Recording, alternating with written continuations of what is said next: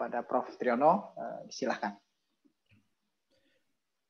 Baik, terima kasih Pak Dr. Edi Suharyadi yang juga sebagai moderator dan aslinya sebagai WDP 2MK.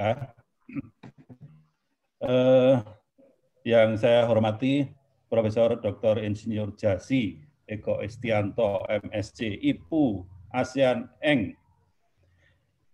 Yang kami hormati Bapak Profesor Dr. Khairil Anwar, Ketua Kegiatan dan Ketua Panitia Renovasi Masjid FMIPA UGM, para anggota Panitia Kegiatan dan Panitia Renovasi Masjid FMIPA, Bapak Zulaila, Bapak Jarmaji, Pak Haji Sarodi, Bapak Ibnu Jihad, Pak Jamroni, Pak Budi Harjo, Pak Faisal, Pak Guntur Maruto, Pak Mudasir, Pak Sri Mulyana, Pak Harno DP, dan masih banyak lagi yang tidak mungkin saya sebutkan satu persatu, karena banyak yang terlibat dan bukan main yang dikerjakan dalam rangka merealisasikan rumah ibadah di fakultas kita tercinta. Bapak, Ibu, saudara-saudara peserta pengajian Sivitas Akademika FMIPA, baik dosen, teknik, mahasiswa, juga alumni FMIPA, orang tua mahasiswa FMIPA, dan para hadirin semua yang kami hormati. Assalamualaikum warahmatullahi wabarakatuh. Waalaikumsalam warahmatullahi wabarakatuh.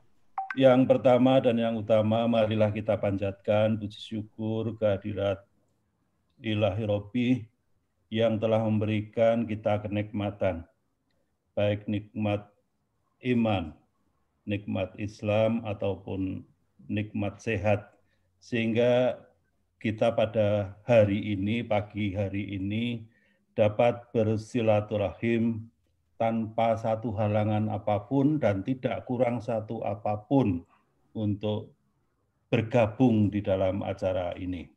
Pengajian refleksi akhir tahun dengan tema tingkatkan ibadah di tengah pandemi, kajian dari sudut pandang iptek dan agama. Sebagaimana disampaikan oleh Pak Moderator tadi dan juga Pak Ketua Panitia, bahwa kegiatan ini diselenggarakan oleh Panitia Renovasi Masjid beserta Fakultas MIPA Universitas Gadjah Mada.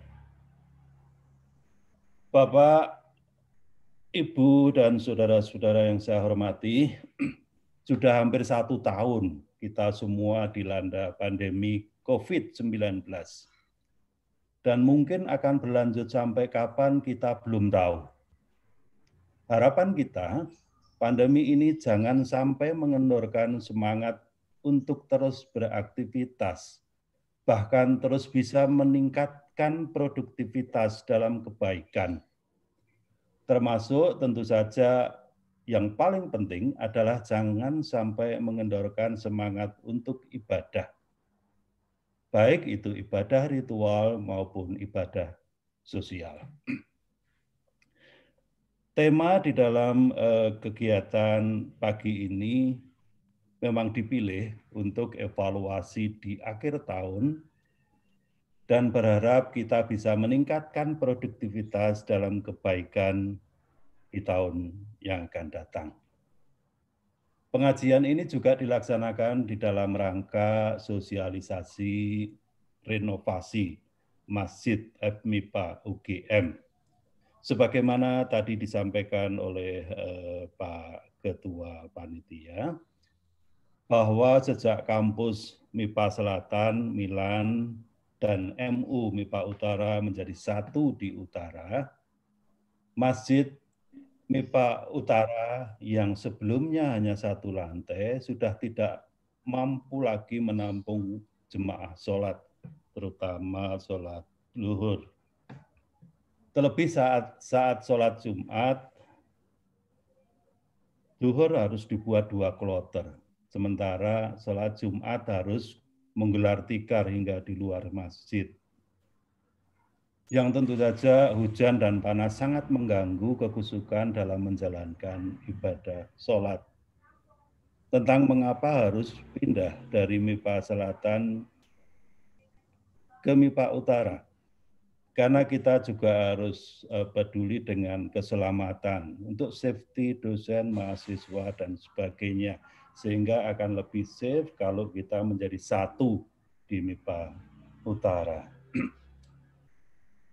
Para Bapak, Ibu, Saudara yang saya hormati, karena pembangunan masjid tidak diperkenankan menggunakan RKAT, maka secara swadaya dari Civitas Akademika, dari para donatur, para alumni, para orang tua mahasiswa, mulai dibangunlah masjid dengan kapasitas yang lebih besar, sehingga dapat mengatasi keterbatasan yang saya sampaikan di atas. Semoga tujuan baik untuk mempunyai masjid yang representatif dapat terrealisasi berkat dukungan dari semua pihak, terutama dukungan bapak-bapak panitia yang tidak lagi mengenal hari libur, tidak lagi mengenal tanggal merah, demi terwujudnya Masjid MIPA sebagaimana yang direncanakan. Pada kesempatan ini atas nama Fakultas MIPA Universitas Gadjah Mada, kami menyampaikan terima kasih kepada Profesor Jasi yang berkenan menyampaikan materi pada forum pengajian pagi ini. Kemudian kepada segenap panitia, baik panitia kegiatan pengajian ini yang sekaligus sebagai panitia renovasi masjid yang telah merencanakan, mencari sumber dana, melaksanakan, termasuk bahkan ikut serta mengawasi pembangunan rumah ibadah di Fakultas MIPA. Insya Allah, Allah Ta'ala telah dan kelak akan membangunkan rumah yang sama di surga. Amin. Ya Rabbal Alamin. Demikian kata sambutan yang dapat saya sampaikan pada acara forum pengajian pada pagi hari ini. Kurang lebihnya mohon maaf. Akhirul kalam. Billahi taufiq wal hidayah. Wassalamualaikum warahmatullahi wabarakatuh. Waalaikumsalam warahmatullahi wabarakatuh. Ya, terima kasih Pak Dekan atas sambutannya. Dan saya ucapkan selamat datang ya kepada Bapak Ibu semuanya yang baru bergabung di acara kajian kita pagi hari ini. Mohon Bapak Ibu yang baru bergabung untuk melihat kolom chat yang ada di sisi kanan.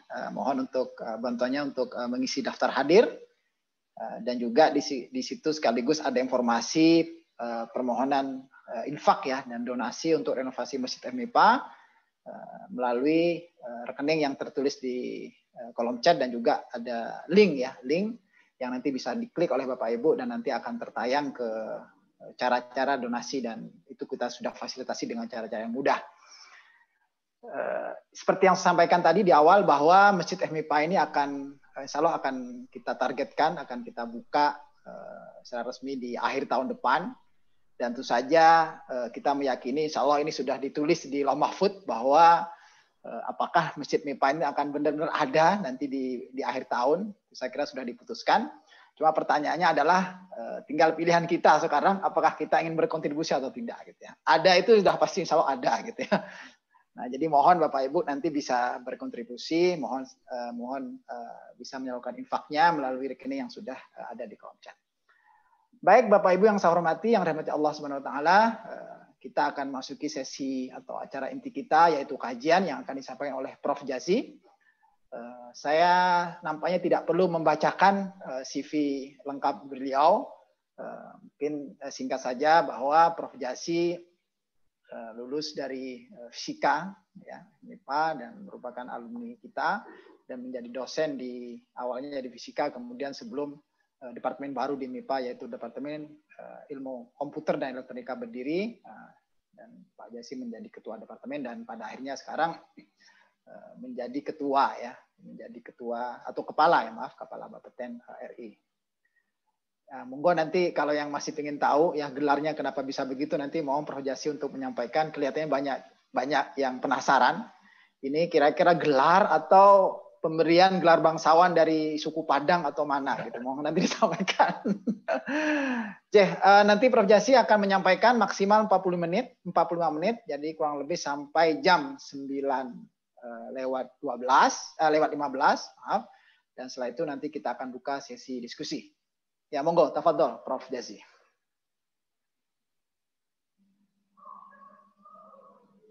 Ya, bismillahirrahmanirrahim. Assalamualaikum warahmatullahi wabarakatuh. Innal hamdalillah nahmaduhu wa nasta'inuhu wa nastaghfiruh wa na'udzu billahi min syururi anfusina wa min sayyiati a'malina. May yahdihillahu fala mudilla lahu wa may yudlilhu fala hadiya lahu. Asyhadu an la ilaha illallah wa asyhadu anna Muhammadan Rasulullah. Bapak-bapak, ibu-ibu, terutama Bapak Dekan, Bapak Ketua Panitia yang berada di ruang virtual ini. Ya. Karena saya bukan ustadz, ya, barangkali bukan ilmuwan juga, tapi yang jelas saya kepala Bapeten sekarang itu ya. Maka akan saya mulai dengan apa itu Bapeten. Dan tadi langsung saya jawab saja, kenapa saya pakai insinyur, karena itu memang saya lulus program sertifikasi dari Fakultas Teknik. Ya. Sejak Undang-Undang 11 2014 itu ada namanya keinsinyuran. Jadi Unisas itu tidak memberikan insinyur, dia memberikan ST atau SSI, tetapi kemudian orang bisa ikut sertifikasi. Ya, karena sudah tua itu sertifikasinya hanya ngisi kurang saja lalu dinilai. Tapi kalau yang masih muda lulus 2 tahun atau berapa itu ya ikut kuliahnya gitu ya. Dan saya hanya bayar 1 semester 11 juta, tapi dipotong 50% karena dosen UGM. Ya, jadi kira-kira ya itu 5,5 tambah pendaftaran 500 ya, kalau yang mau ikut sertifikasi. Nah, ini saya juga karena bukan ustadz, jadi bukan jawaban tuntas ya. Ini pemantik diskusi. Ada buku yang ditulis oleh Ibnul Qayyim al-Jauziyah itu Al-Jawabul Kafi liman sa'ala 'anid dawa isyafi. Jadi the satisfactory answer to the one who asks regarding the curing medicine. Tapi mungkin hari ini bukunya Ibnul Qayyim al-Jauziyah ini sudah bukan jawaban tuntas lagi karena sudah bergerak. Penyakit-penyakitnya sudah berbeda dari zaman Ibnul Qayyim. Nah, ini tugasnya Bapeten. Jadi saya mulai dengan 3S. Safety, security, dan safeguard. Safety ini sesuatu yang terkait dengan keamanan alatnya. Paling banter itu human error. Kalau security ini adalah karena ada malicious actor, ada penjahatnya. Kemudian safeguard itu setiap usaha untuk mencegah nuklir menjadi senjata. Jadi kalau kelihatan di gambar ini hasil KTT G8 tahun 2008 di Hokkaido. Ini kalau dari gambar ini saya tidak usah menyebut satu persatu, tapi biasanya ini kalau ada isu safety maka bisa juga pindah kepada security dan pada akhirnya mungkin bisa menjadi safeguard. Kemudian kalau ada isu safeguard, bisa pindah juga ke security dan bisa berpengaruh pada safety. Sehingga ini 3 ini tidak bisa kita bahas sendiri-sendiri, kita bahas secara bersama-sama. Jadi bahasa Inggrisnya intertwined. Ya. Lalu saya ingin menambahkan pada masa saat ini, Bapeten tidak cukup hanya melihat ini, tapi harus ada cyber security. Dan ini di ayat ini Allah berfirman,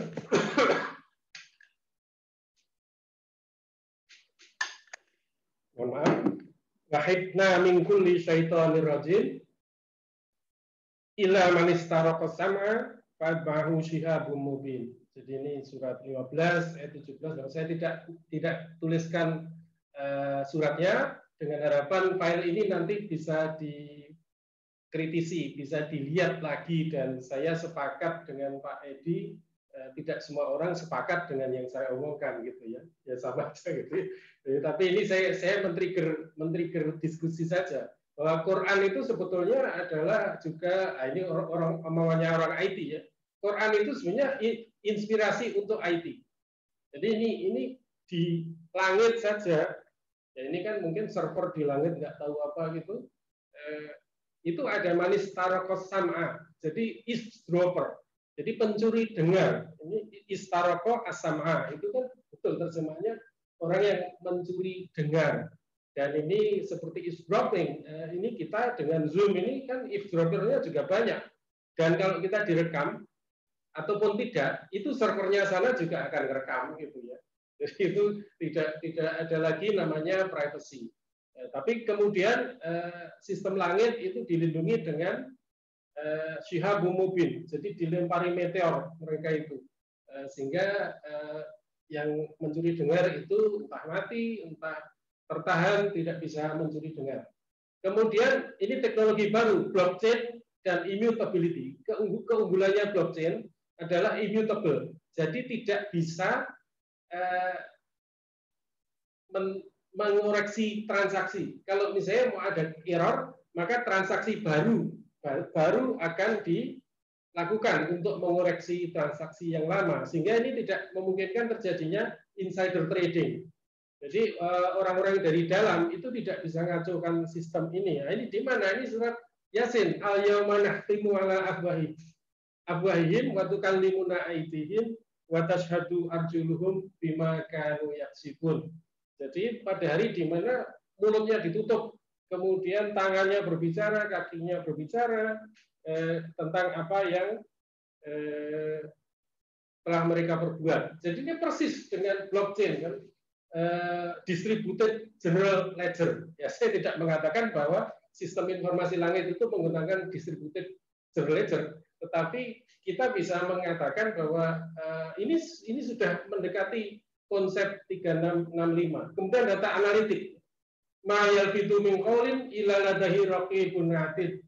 Jadi tidak satu kata pun yang kita ucapkan, satu tindakan pun yang kita lakukan, kecuali ada yang mencatat.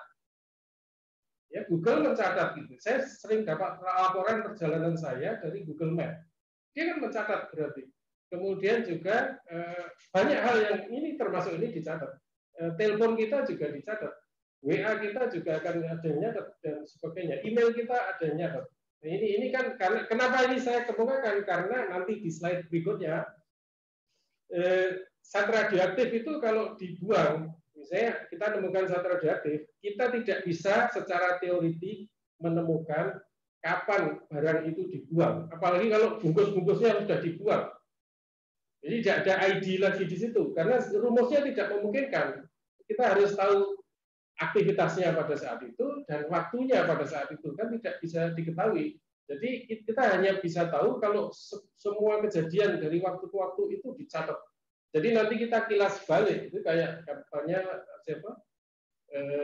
Cina itu membuat kamera surveillance di semua sudut kota semua, sehingga nanti semua mencari penjahat itu gampang. Kemudian integrity, ya. Integrity. Struktur sistem komponen itu pernah saya kemukakan di ceramah Ramadan, ya, alladzi na'amanu walam yalbisu imanahum bidul ulaika lahumul amnu wa hum muhtadun. Ini ada kata al-amnu, itu kan security. Jadi siapa yang beriman dan tidak mencampur adukkan atau tidak menutupi imannya dengan kedoliman, maka dia memperoleh security. Jadi kan nggak boleh ada kedoliman di sini supaya mencapai security. Seperti kehidupan kita juga begitu. Kemudian yang kedua itu teknologi yang impenetrable, unbreakable. Ya. Famasta'u ayat haruhu, wamasta'u lahu nakaba. Jadi ini cerita tentang temboknya Dzulqarnain. Dia tidak bisa ditembus dan tidak bisa dilompati oleh Ya'juj dan Ma'juj. Ini kalau saya memahaminya dimungkinkan dibuat teknologi yang impenetrable, unbreakable. Nah, ini kemudian emergency papers, Mas, ya. Ini mungkin saya kemukakan yang sekarang sedang ditangani polisi itu bukan yang di pekarangan, bukan yang di tanah kosong, tetapi ada orang yang memiliki di rumahnya, ya. Itu yang melanggar Undang-Undang 10 tahun 97. Tapi kalau ditemukan di lahan kosong, maka itu namanya orphan source. Dan itu saya menebaknya karena pembegalan. Jadi dari pemegang izin mau melimbahkan ke Batan, pemegang izinnya misalnya tak limbahkan 5 ke perusahaan transportasi, lalu yang begal ini ngomong ke Batan dilimbahkan 3. Memalsukan, pokoknya ada pemalsuan surat dari sini, pemalsuan dari situ, sehingga tidak terdeteksi. Nah, kalau sekarang insya Allah sudah bisa terdeteksi karena sudah memakai IT, Bapeten dengan Batan sudah connect, jadi kalau ada perbedaan antara yang dikirim pemegang izin dengan yang diterima Batan, itu kita langsung bisa mendeteksi. Nah, apa biaya kalau orang tidak comply? Itu biayanya besar sekali nih, ya. Ini Batan yang nanggung itu, ya. 850 drum. Kemudian orang bulan kan harus dibayar. Kemudian alat harus sewa. Kemudian kehilangan space untuk limbah. Di Batan itu ada ruang untuk limbah. Nah, kalau diduduki oleh 850 drum, berarti peluang dia untuk melimbahkan lebih banyak lagi nggak ada. Ini opportunity loss. Ini besar sekali. Opportunity ini seperti di sini kan. Ini ayat ayat yang banyak dibaca oleh para khatib itu, ya. Jadi yawadul mujrimin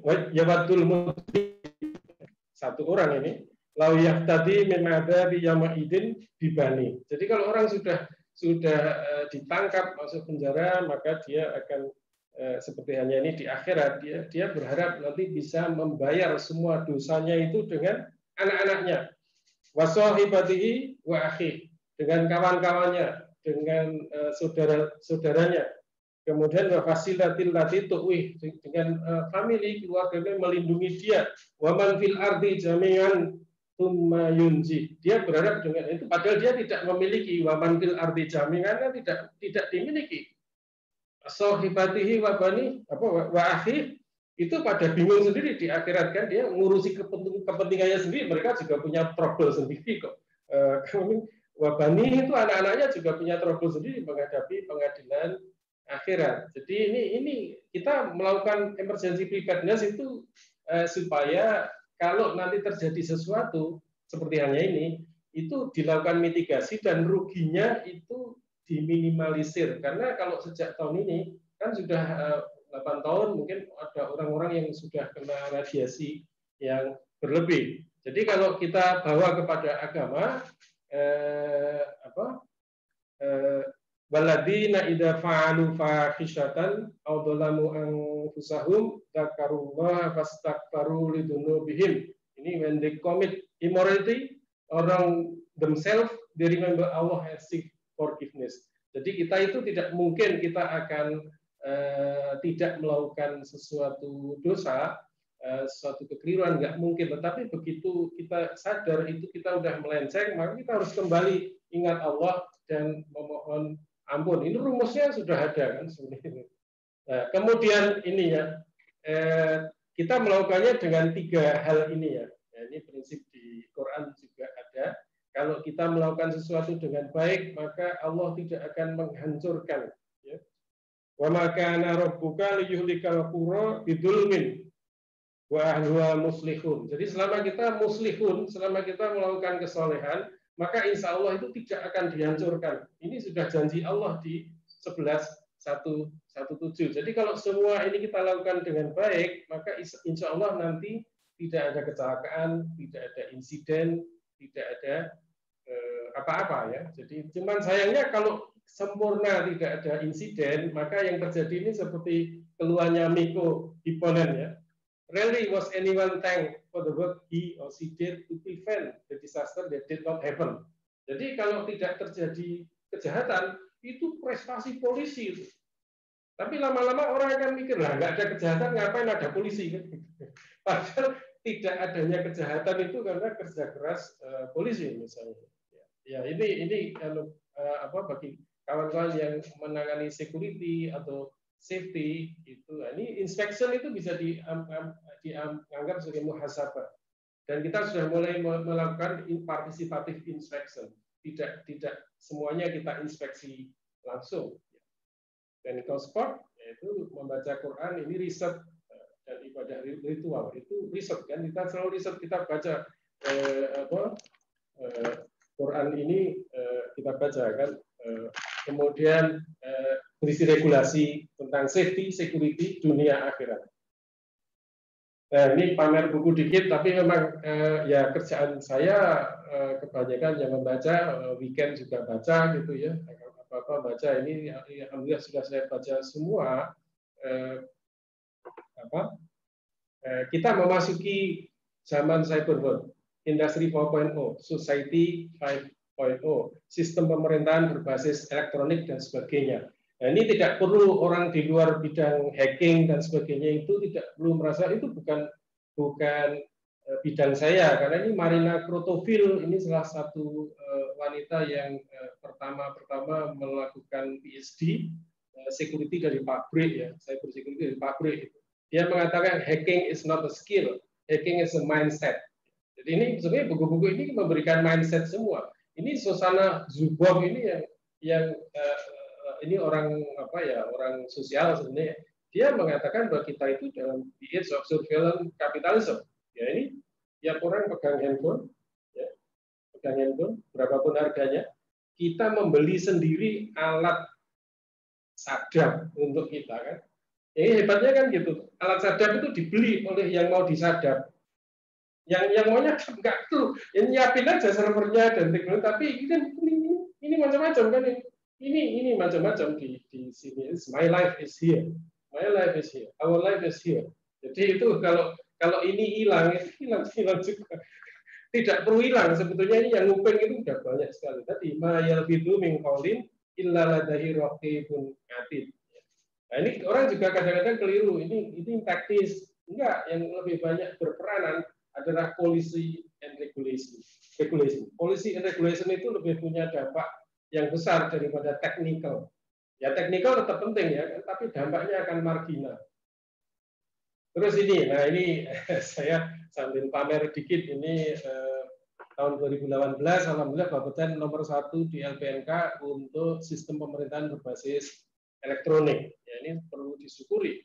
Ini ada suatu bentuk fastabiqul khairat, berlomba-lomba dalam kebajikan. Kemudian fastabiqul khairat lagi itu ada di 2361, tidak hanya di 2148. Tetapi saya akan ambil ujungnya ya. Wahum laha sabiqun. Wahum laha sabiqun itu artinya kita harus menjadi juara satu. Itu repotnya kan. Kita harus menjadi juara satu di bidang kita masing-masing.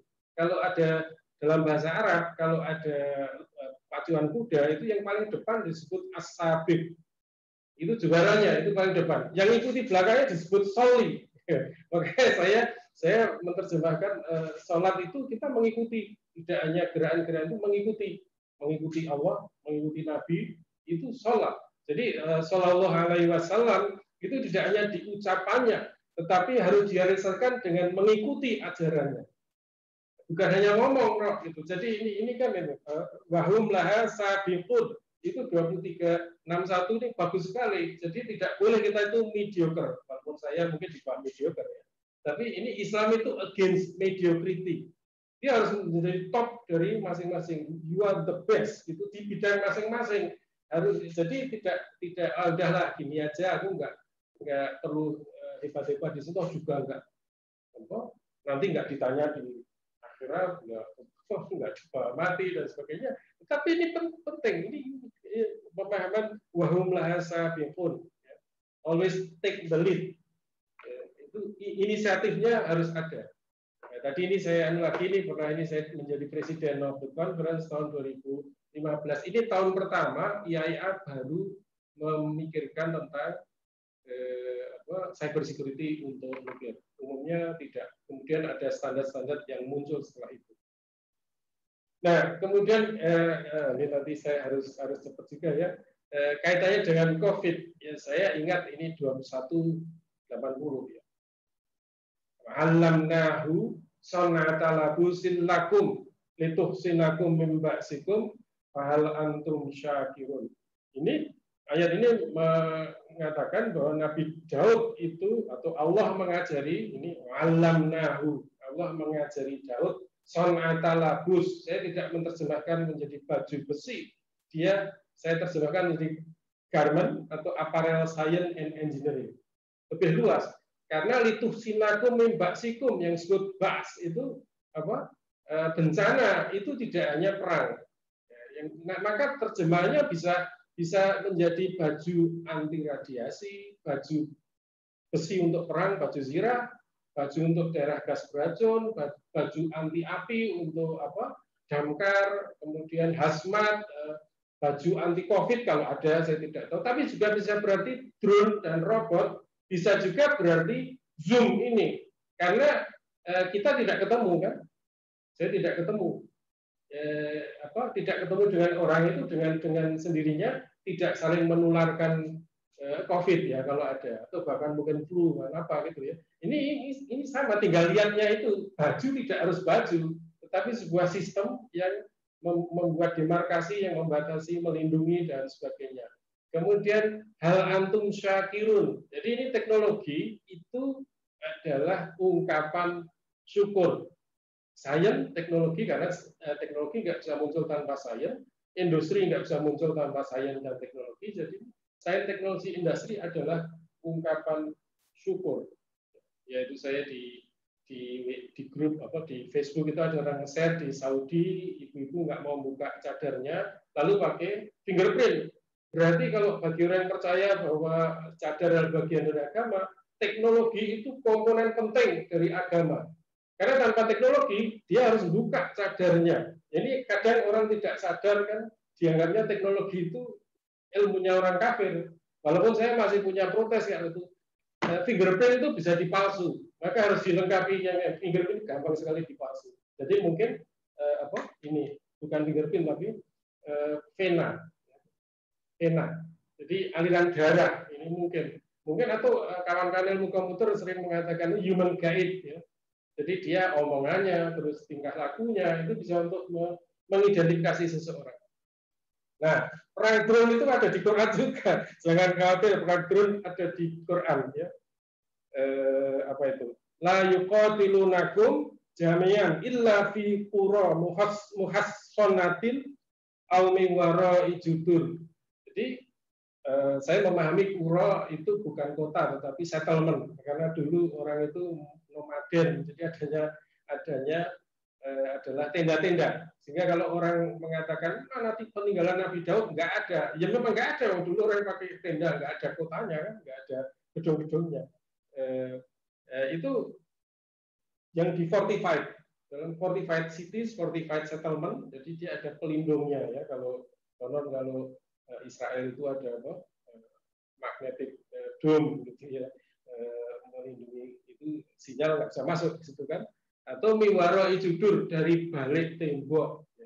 Dari balik tembok ya, kalau kita nonton, saya kemarin nonton di TV itu Born Legacy, bagaimana dia nembak agennya yang akan dihentikan, dibunuhi semua yang nggak pakai drone. Jadi itu kan casualty-nya rendah dari sisi penyerangnya kan, karena tentara tidak perlu turun di medan perang dan bahkan tidak perlu ada di negara itu, bisa saja kontrolnya ada di Jerman, lalu perangnya ada di Yaman atau ada di mana gitu ya.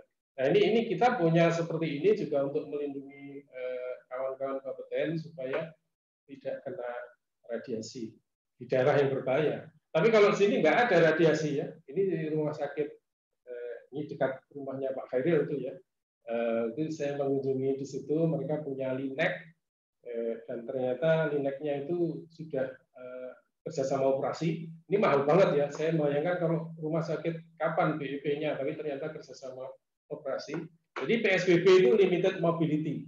Ini pernah kita hentikan inspeksi itu Maret. April, Mei, Juni kita hentikan inspeksi. Kemudian Juli kita mulai lagi ya, karena sudah tidak PSBB. Kekhawatiran kita itu bukan kok inspektur tertular, tapi bisa juga inspektor itu menulari. Kalau kita nggak punya detektor, kan nggak ngerti kalau dia punya atau tidak. Kemudian saya minta, kenapa tidak inspeksi virtual? Tapi ternyata masalah di lapangan itu tidak semua punya detektor selengkap Bapeten. Jadi orang harus pergi. Dan ini kalau dengan virtual semua ya serapan anggarannya jadi kecil kan. Tapi dengan kita pergi, nah ini orang-orang ini bisa beli selondok, bisa beli gudeg, bisa beli apa kan, hotelnya juga bisa hidup, transportasinya bisa hidup, jalan tol juga dapat income, Pertamina dapat income dan sebagainya. Ini menggerakkan ekonomi.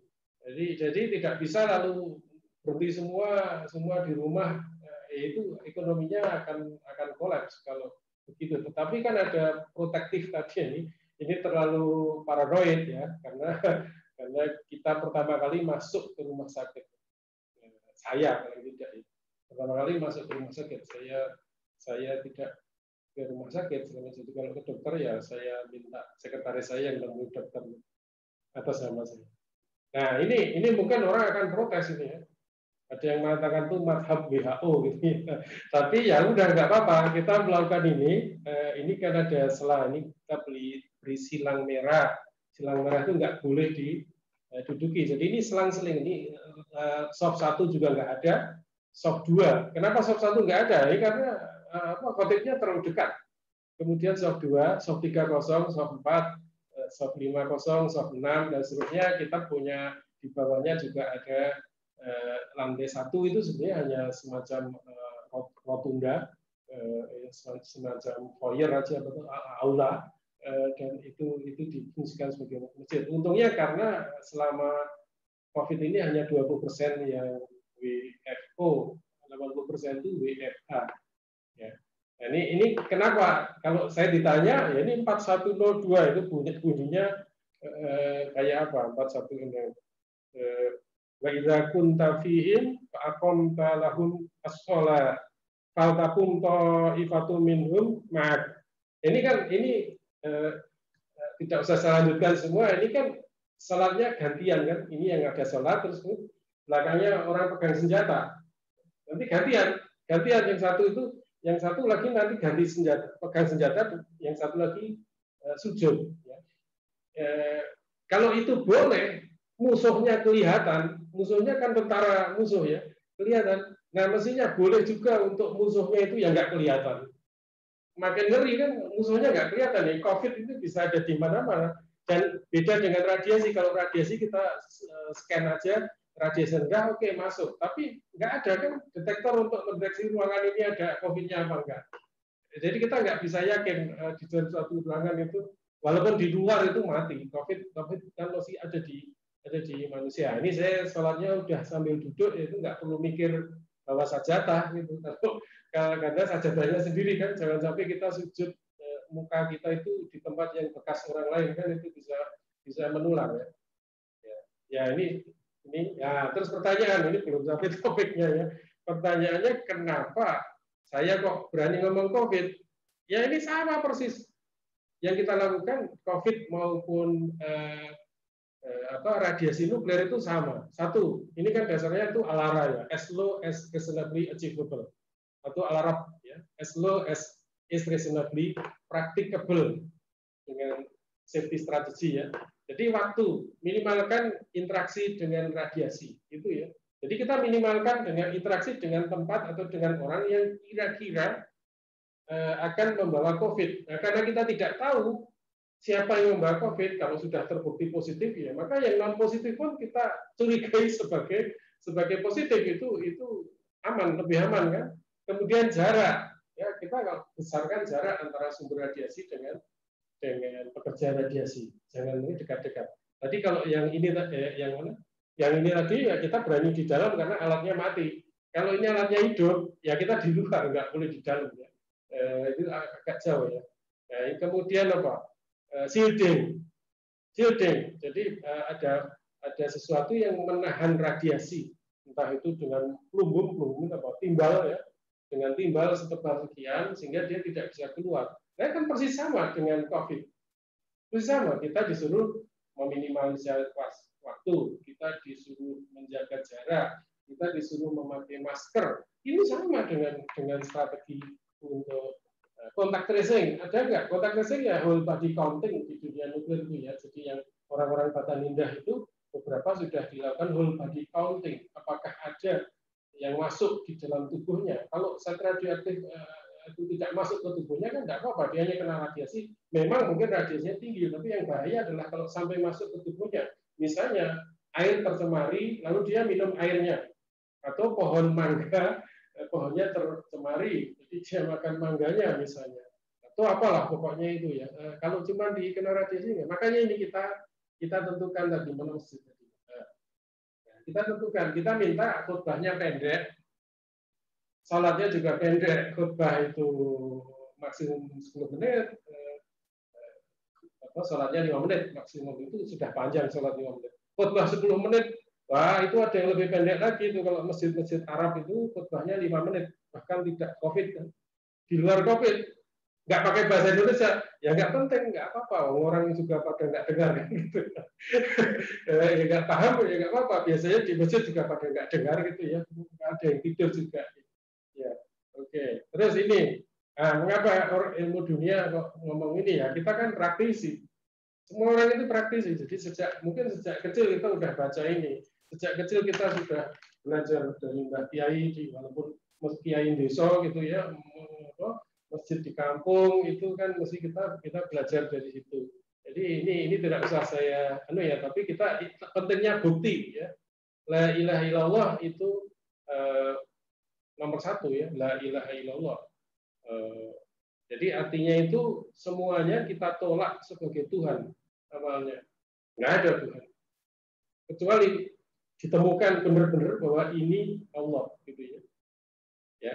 Nah, ini nyelip pertanyaan ya. Di ayat ini juga ada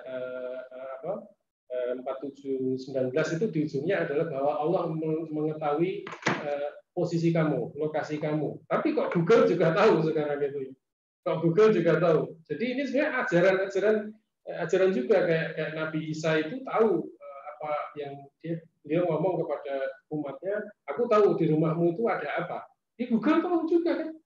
Itu sebetulnya inspirasi.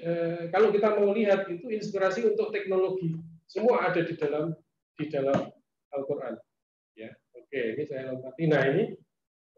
Kenapa saya menomorsatukan dalil yang sahih? Karena kalau dalilnya nggak sahih itu jeblok kayak gini. Coba ini ada komponen yang nggak benar, itu akan meledak. Ini tahun berapa itu ada ibu-ibu yang guru SD itu kita senang banget karena ada guru SD Makaulay atau siapa namanya, Krista Makaulay, yang guru SD yang menjadi astronot. Kita orang Indonesia pun ikut bangga. Kita nonton di TV peluncurannya, tapi berapa detik ini dua gitu ya. Habis-habisan ini. Jadi berujung kesedihan. Dan itu di dunia maupun di akhirat itu bisa terjadi. Kita bisa keliru mengadopsi dalil yang tidak benar, berakibat inefisiensi, berakibat tidak produktif di dunia. Dan nanti di akhirat juga rugi, belum tentu masuk surga. Kan itu di ayat ini dikatakan bahwa fa inna lahu ma'isyatan dongka wa nahsyuruhum yaumal qiyamati a'ma. Jadi udah hidupnya di dunia itu kosong, ya, hidup miskin, melarat dan sebagainya, tidak bahagia. Di akhirat itu a'ma, dibangkitkan sebagai orang yang buta. Ya ini juga ini ya, membuktikan kebenaran Al-Quran. Saya yakin sekali Al-Quran itu kalimat Allah, firman Allah. Buktinya ada di link ini. Sementara baru satu, mathematical proof. Ya. Mathematical proof itu 19. Sebenarnya ada orang nulis buku isinya 11 proof that Quran is the word of God. Itu ada. Tapi saya baru melihat ini satu, ini Bismillah itu 19 huruf. Semuanya. Kenapa kok tadi nanti ada kata inna awala baiti wudi'a linnas ilal ladzi bibak kata mubarakah. Itu Anda lihat bukan mubarakatan, karena mubarakah itu menjelaskan masjidnya, baiknya, bukan menjelaskan bakah. Karena kalau bakah harus mubarakatan. Jadi tidak begitu. Jadi ini indah sekali sebetulnya kalimat-kalimat bahasa Quran itu indah sekali dan Kenapa namanya bakah, bukan makah? Karena kalau diganti makah, itu makahnya kelebihan 1, tidak bisa dibagi 19. Ya, itu menarik kan? Kenapa Bismillah di surat Taubah nggak ada Bismillahnya, tapi nanti surat An-Naml itu innahu min Sulaiman wa innahu bismillahirrahmanirrahim. Karena Bismillahnya di jumlah itu harus dibagi 19 habis juga. Semuanya itu habis dibagi 19. Ini muncul karena setelah ada komputer ya. Ini ayatun bayyinatun, itu self evidence. Ini linknya ada di bawah ini, kalau mau diklik Ahmad Didat ya, Ahmad Didat yang menulis ya. Kemudian, nah ini orang ilmu komputer ya. Kadang-kadang kita dituduh orang karena saintis lalu kita itu ateis. Kenapa? Karena di papernya nggak ada Tuhan. Kuliah-kuliah kita itu bahas algoritma, bahas programming, Pak Khairil itu kimia organik atau apa, mana Tuhannya, nggak ada gitu. Ya karena ini 27:16 ini ulinna mantiqat thairi wa utina min kulli syai'. Ini Nabi Daud dan Sulaiman itu mengatakan kami diajari. Itu majhul kalau menurut Pak Edi Suharyadi, itu subjeknya majhul. Jadi nggak tahu, ini tidak jelas ini yang ngajari Allah atau siapa, tidak jelas, pokoknya diajari. Lihat kalau Pak Edi Suharyadi nulis paper Q1 atau berapa itu, saya belum pernah Q1 ya, Q2 aja belum pernah. Jadi itu kan nggak ada, semuanya pakai passive voice kan. It has been done, it has been experimented, bla bla bla bla, gitu ya. Lalu bahasa burung ya, kemudian ya ini kita harus ingat bahwa Quran itu mendorong high order thinking skill. Jadi ada 16 ayat yang menunjukkan bahwa ulul albab, people of reason, people of intellect. Oke, saya percepat ya. Robotika juga, robotika itu Nabi Sulaiman itu punya jin yang kemudian membuat barang-barang ini. Itu otomasi kan, otomasi. Kemudian tugas utama manusia, mungkin kita berbeda. Saya ngambil dari Al-Imam Ar-Raghib Al-Asfahani, itu ada 3: memakmurkan bumi, beribadah kepadanya, kepada Allah, sebenarnya menjadi pelayan, stand before Allah. Waqumu lillahi qanitin, itu tidak hanya berarti sholat, karena sholat memang ada gerakan berdiri, tetapi stand for Allah. Itu lebih jelas kalau bahasa Inggrisnya, stand for Allah cause. Ya itu lebih luas kan itu ya. Kemudian menjadi khalifah dalam makna stewardship, bukan dalam makna khilafah ya. Walaupun maknanya sama bahasa Arabnya. Ini tentang air sendiri. Allah mengatakan kalau kami mau air itu kami jadikan asin. Itu saya memahami ini teknologi, sains dan teknologi pengelolaan air. Ini saya lihat ini di IAIA itu, di Austria itu Kentingwasser, itu airnya tidak bisa diminum. Ya. Tapi kalau ini di toilet ya, tapi kalau di tempat lain dia Trinkwasser gitu ya, bisa diminum, di hotel juga bisa minum. Itu critical infrastructure. Coba kalau ada yang satu aja masuk racun ke situ, seluruh hotel teracuni. Ini critical infrastructure. Seperti kita di Jogja, orang sedang ribut masalah pengelolaan sampah itu bisa critical infrastructure. TPA-nya tutup, menggunung sampah di rumah-rumah ya. Ini cara menghack satu kota. Orang kalau mau berbuat jahat pada satu kota itu dihack PLN-nya, dimatiin gitu ya. LPL mati, nanti tabrakan mobil dan sebagainya karena lampu lalu lintasnya mati. Kemudian sampahnya ditutup nah itu sudah orang bingung kan? Bagaimana membuang sampahnya itu, menggunung nanti jadi penyakit dan sebagainya. Nah, Allah itu, ini saya sedikit berbeda juga. Saya membaca Arabnya dari 2240 itu, kalau terjemahan kebanyakan ini gereja, sinagog, monasteri. Tapi sawami itu bukan itu. Biyahun itu lebih cocok disebut market. Sholawat itu tadi, itu as-sabik itu kuda yang paling depan, kemudian sholli itu yang di belakangnya ya. Jadi ini sholawat itu tidak hanya mengatakan shallallahu alaihi wasallam, itu juga sudah betul, sudah baik juga, tapi harus diikuti dengan ittiba, karena ini yang masajid gitu. Jadi Allah itu disebut sebuah tempat. Kok di pasar? Ya itu pedagang semua, pedagang pasar itu doa semua supaya laku kok. Ya pasti berdoa kan dia sambil itu, ya Allah datangkan konsumen. Ini sudah hampir jam 3 sore belum ada yang datang. Kan itu semua berdoa. Semua di tempat lomba di Kridosono apa ada yang menyebut? Iya ada itu. Coba kalau Kridosono itu pas sepak bola atau apa? Ya itu supporternya kan berdoa supaya jagonya itu menang. Ya ini yang saya sedikit berbeda mungkin ya. Kemudian ini sholat non-stop. Sholat itu harusnya non-stop, bukan hanya yang 5 itu ya. Bukan hanya yang 5 itu. Kita memang harus menjalankan yang 5, tetapi tidak boleh hanya di 5 itu kita ingat Allah. Ya, sholat itu tidak dengan ala sodako wala sholat, walakin kadzdzaba wa tawalla. Berarti sodako itu lawannya kadzdzaba, sholat itu lawannya tawalla. Ya, jadi sholat itu tidak berpaling. Anytime kita tidak boleh berpaling dari Allah. Bahwa Allah itu mengamati kita, bahwa Maha tahu dengan kita. Jadi tidak boleh lupa dengan Allah. Bukan hanya nanti antara subuh dengan duhur itu kosong belum, nggak ingat Allah. Nanti pas duhur aja ingat Allah. Habis salam nggak ingat lagi, baru ingat lagi pas asar. Dan itu ingatnya harusnya continue. Dan ini ada juga kalau saya tidak akan baca semuanya, monggo nanti dibaca. Ini kan ada untuk orang yang meminta.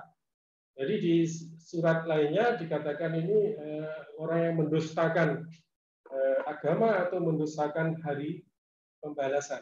Ini orang sholat malah celaka. Ya kan dia tidak disertai dengan tadi kesolehan sosial dan ini kesolehan palsu. Ara'aitalladzi yukadzibu biddin, ini menjadi selfish. Orang-orang itu menjadi selfish. Jadi, istilahnya ini ya. Kita menjadi selfish dan sholat hanya untuk dilihat saja. Jadi sebenarnya ini maintain constant connection dengan Allah. Memang masalah kagum fisakor. Qalu lam naku minal musallin. Apa yang membuat kamu what made you end up in the blazing fire? We were not of those who sholat. Ini tidak saya terjemahkan pray karena ini tentunya sholat 5 waktu ya, tapi juga ini tadi ngurusi orang miskin, ngasih macam-macam gitu ya. Ini anak yatim dan sebagainya ya. Tidak hanya itu saja. Nah, ruang siber tadi sudah saya singgung ya. Ini implikasi biaya pulsa, rekening listrik dan sebagainya. Alhamdulillah ini Mas Nadiem ngasih saya juga tiap bulan itu ya, gede banget ya. Anak saya mungkin malah nggak terima karena handphonenya ganti nomornya ya. Yang mahasiswa belum terima ya. Kemudian apa ini merubah fikih atau enggak? Saya kira akan merubah fikih ya. Jadi dulu yang kawan-kawan yang meledek orang belajar dari YouTube dengan tabah ya tubuh YouTuber ini tasrif apa nggak tahu ya. Ini juga banyak mereka membuat video di YouTube. Apakah nanti uang akan hilang? Saya kira iya, uang akan hilang. Bank juga mungkin akan hilang. Nah, kita harus melihat itu. Memang nanti ada yang fisiknya ya. Kantor pos harus sudah bergerak. Ini pabrik-pabrik kertas, leces dan sebagainya. Saya kira sudah bermasalah ini karena dia tidak bergerak. Karena dengan ini saya bisa beli apa-apa dengan ini, dengan handphone. Nah, itu apakah butuh kertas? Jadi kertas ini untuk apa nanti? Perusahaan kertas harus berjibaku untuk melihat market baru. Nah, ini yang mungkin ini untuk kawan-kawan Fakultas MIPA ya. Oke, transfer zakat infak sedekah itu gimana? Kalau ini saya kirim ke misalnya kita nyumbang masjid ini ngirimnya ke situ, nomor itu kan jelas. Kita udah tahu uangnya itu sampai ke tempat itu. Tapi kalau orang miskin, memang orang miskin punya rekening bank. Satu, orang miskin kan nggak mungkin punya. Oke, pakai tadi kita bisa bayar pakai OVO, pakai GoPay, itu microfinance. Oke, mereka pakai itu. Tapi kan harus punya handphone, smartphone. Nah, punya smartphone harus punya pulsa internet. Nah, oke, kita bagi smartphone. Apa jaminannya kalau pembagian smartphone sampai ke mereka? Nah, nanti kalau dipegang orang lain kan uangnya masuk ke tempat orang lain. Ini harus kita pikirkan ke depan. tidak bisa selesai dalam waktu berapa. Ini solusinya ini bisa bertahun-tahun ya, bisa baru, karena ini solusi algoritmik menurut riset, menurut riset ini belum tentu applicable, belum tentu mudah dijalankan di birokrasi atau di pemerintahan atau di tempat umum, di dalam organisasi pada umumnya, karena banyak aspek yang harus. Kemudian data ini memang orang miskin datanya itu real time. Yang sekarang miskin mungkin bulan depan jadi kaya, dapat hadiah dari bank apa gitu kan, buka rekening bank lalu dia dapat hadiah, itu dapat apalah gitu sehingga dia jadi kaya. Atau orang kaya bisa jadi miskin. Jadi itu ya. Nah, sekarang masuk ke masjid. Wah, ini sudah 1915. Oh, 1918 ini Pak Edi sudah gitu ya. Jadi ini saya perlu ingatkan, ini masjid ada sekian. 3 menit lagi, Bro. Ya, ini masjid itu sudah saya lihat itu banyak sekali. Jadi masjid itu sangat penting karena sekian banyak ayat yang menggunakan kata masjid, masajid, kemudian Masjidil Haram, satu aja yang pakai Masjidil Aqsa. Jadi masjid itu sesuatu yang penting untuk umat Islam. Jadi ini kawan-kawan membangun masjid di kampus, ini satu langkah yang benar ya. Cuman harus kita ingat, kita luruskan niat bahwa masjid yang kita bangun itu nggak boleh masjid teror. Ya. Saya yakin tidak ya. Ini merusak, mempromosikan kekufuran, memecah belah, jadi markas mereka yang melawan Allah dan Rasulnya. Itu harus masjid yang dengan fondasi takwa. Jadi Bapak Ibu yang nyumbang pun harus didasari oleh fondasi takwa. Ya, karena kita lebih berat sholat di situ. Kalau di masjid teror ini mungkin malah harus diajarkan ya. Mereka yang mensucikan diri akan memakmurkan masjid. Itu ciri-ciri orang yang mensucikan diri. Ya ada 1-2 yang nyolong bareng-bareng gitu ya. Tapi umumnya orang itu ke masjid itu adalah memakmurkan masjid, ingin mensucikan diri. Jadi Allah mencintai orang yang mensucikan diri. Kemudian, nah ini akal dalam Al-Quran banyak sekali. Ini sudah saya daftar, insya Allah ini sudah benar ya. 48 ada 24 yang takkilun, 22 yakilun, lalu nakilu dan yakilu masing-masing 1, kemudian akoluhu gitu ya. 27 itu juga 1, jadi 46 tambah 3 itu 49. Ya, saya yang lupa adalah mendaftar untuk tafakur. Tafakur itu banyak sekali sebetulnya ya. Jadi tugas kita itu tidak hanya dzikir, tetapi juga ada tafakur. Ini alladzina yadhkuruna Allaha qiyaman wa qu'udan wa 'ala junubihim yatafakkaruna fi khalqis samawati wal ardi. Ini hukum jadi hukum ya. Ya ini pakai OpenOffice lalu dibuat PDF agak kacau di Windows saya ini. Kemudian tafakur lagi ini STEAM itu tafakur dan sosial. Ya. Al-khalqu disebut sebelum al-amru. Lahul khalqu wal amru, berarti ciptaan disebut duluan itu kan punya makna. Belajar dulu ciptaan sebelum belajar perintahnya. Nah ini mungkin yang terakhir sebelum kesimpulan. Jadi kalau kita hanya tafakur saja selama COVID ini, ya mungkin kita akan menemukan vaksin, kita akan mengenal cara-cara untuk mengatasi. Tapi orang dengan tafakur aja itu bisa galau, bisa stres, bisa depresi, bisa gangguan jiwa. Ala bidzikrillah tatma'innul qulub itu ya 13:28 itu dengan zikir mengingat Allah itu hati menjadi tenang. Kita semua mengalami persoalan ini, semua turun income-nya. Mungkin kalau kita para pegawai negeri, para dosen itu tidak masalah ya turunnya. Tapi coba bayangkan yang orang-orang yang di UMR, upah minimum regional, bisa saja lebih rendah, bisa saja tidak ada tambahan dan itu di kantor juga banyak itu pegawai-pegawai yang bukan PNS, yang dulu mendapat tambahan dari rapat-rapat, mendapat tambahan dari perjalanan dinas, sekarang nggak ada kayak gitu. Kemudian kalau dikir saja, ya kapan COVID bisa ditemukan? Kapan dilakukan uji? Kapan nanti masalahnya menurut saya distribusi dan vaksinasinya kan tidak singkat itu ya. Sekian luasnya Indonesia. Kemudian siapa yang memikirkan titik Pareto antara bebas COVID versus pertumbuhan ekonomi? Ini conflicting ya. Dua-duanya konflik. Ini masalah optimasi. Ini menarik sebetulnya kalau dimodelkan dengan model-model operation research dan sebagainya. Ya, saya kira ini Pak Edi, jadi kita harus connect online terus dengan Allah, tidak hanya 5 waktu itu. Tidak hanya 5 waktu itu connectnya, lalu di luar waktu itu Allah dilupakan. Dan mungkin juga kalau bagi mahasiswa, jangan hanya mengingat Allah menjelang ujian, gitu ya. Jadi sebelumnya itu Allah itu nggak penting, tapi besok ujian berdoa apa gitu ya. Jadi tapi nanti kerjaannya saya juga nemukan itu mahasiswa yang kerjaannya isinya Bismillah kosong Alhamdulillah gitu ya.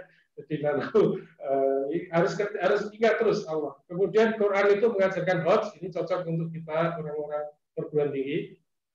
Nah, Bandowi merupakan solusi untuk menghentikannya dan meminimalisir dampak sebelum berhenti tanpa merugikan ekonomi. Seperti dikatakan Prof. Khairil tadi dan Prof. Triyono, kapan berhentinya itu kita nggak tahu. Ini saat ini tidak ada yang tahu kapan COVID itu berhenti. Jadi ini security privacy, inovasi di bidang seperti ini. Kemudian masjid harus dibangun dengan fondasi takwa, bukan untuk megah-megahan, bukan memecah belah umat, tetapi juga bukan hanya untuk sholat saja, tetapi untuk berbagai kegiatan yang bermanfaat bagi umat Islam dan umat manusia pada umumnya. Demikian, Assalamualaikum warahmatullahi wabarakatuh. Waalaikumsalam warahmatullahi wabarakatuh. Terima kasih Prof. Jasi. Ya, lagi-lagi nih Prof. Jasi, ciri khasnya ya, ciri khas dalam kajiannya selalu memberikan cara pandang yang lain ya dalam kita membaca ayat Al-Quran ya. Tadi misalnya labus itu biasa kita terjemahkan sebagai baju besi, tapi bisa Prof. Jasi bisa saja diterjemahkan sebagai proteksi ya. Dalam rangka melawan musuh, sehingga vaksin itu juga bisa diterjemahkan sebagai labus gitu ya, vaksin, masker gitu ya. Saya kira di situasi seperti saat ini ya Bapak Ibu, alhamdulillah kita masih punya waktu sekitar 20 menit untuk kita buka sesi diskusi. Sebelum kita buka sesi diskusi, mengingatkan kembali ya Bapak Ibu yang baru bergabung untuk mengecek kolom chat yang ada di sisi kanan ya, untuk ada link untuk mengisi daftar hadir. Dan juga di situ ada informasi donasi ya, permohonan donasi untuk renovasi Masjid FMIPA.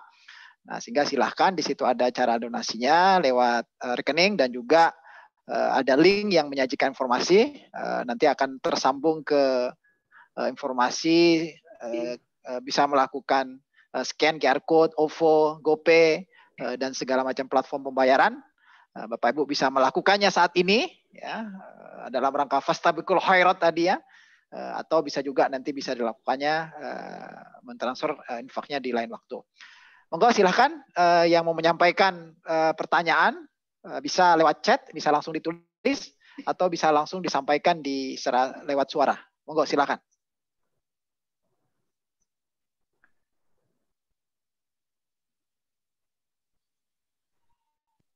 Biasanya dari Babel nih, sudah siap dari Babel. Pak Arsangka. Silakan Bapak Ibu, bisa raise hand dulu ya, bisa ngasih kode dulu. Monggo, Babel. Ya. Pendengar setia dulu. Ya. Oke, mungkin sambil menunggu ini yang mau nyampaikan pertanyaan, mohon panitia untuk menayangkan ini dulu sebentar, flyernya. Ya.